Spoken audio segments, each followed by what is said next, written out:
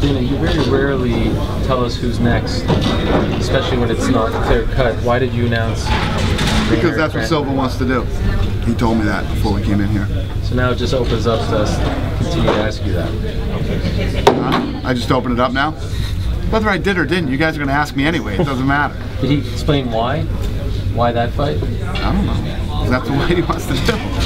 Because he wants to do that one. That fight's happening. No, but why is that fight the number one contender? Number 3 versus number 7, you know? So, that's it. That guy will be the winner. The winner of that fight will fight Ben next.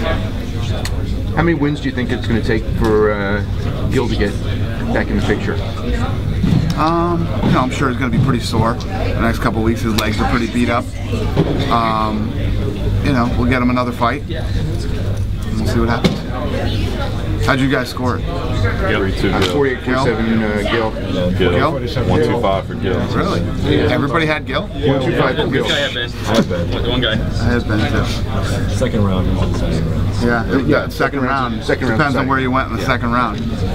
Yeah, everybody have Gil winning the last round? Yeah. One judge did, and that's why it was a split. Gil, and that's why I get off. One judge scored what? One judge scored the fifth for Ben. And that was the deciding judge. Really? 2 and 5 were both close. You know, it's not a bad decision. It's just somebody was going to. I gave the second round to Ben, but I could see the argument the other way too.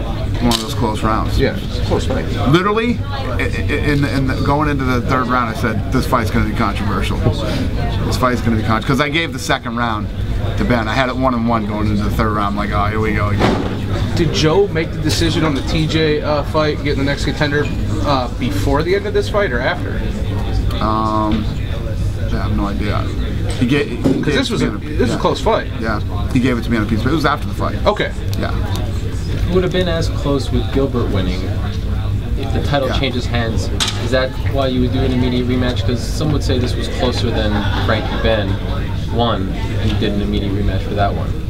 Yeah, I didn't immediately rematch for Frankie. Frankie had always done whatever he wanted to. I didn't want him to. Remember, I was trying to get him to go to 145, and they just fucking hounded me, and you know, he made some good points on why he deserved the rematch, and I gave it to him. Yeah. Gil's not going anywhere. Well, he'll be right back in there. So. And you mentioned his attitude. He did give a great speech there at the end of the room. I mean, he's wanted this so bad for so long. It's crazy though. Ben was so, you know, I was like, he might lose this fight tonight. He came into my locker room before the, you know, when the fights were going on, sat down hanging out with me saying, yeah, I want to propose to my girl tonight. Can I do it? Is that okay? And we talked about it for like 15 minutes. And then I called the production guys back. He was back there like no big deal. And you know, Melendez was like fucking raging bull back there, ready to go. Henderson's an interesting character, man, you know? Usually when you see guys like that. When I told Dominic Cruz, he was like, oh shit, I thought Henderson was gonna win. Now I don't think so anymore. Now he's talking about, he's like, do that at dinner tonight. He said 100% he wants to retire in 4 years, that he has other things he wants to do. I believe him.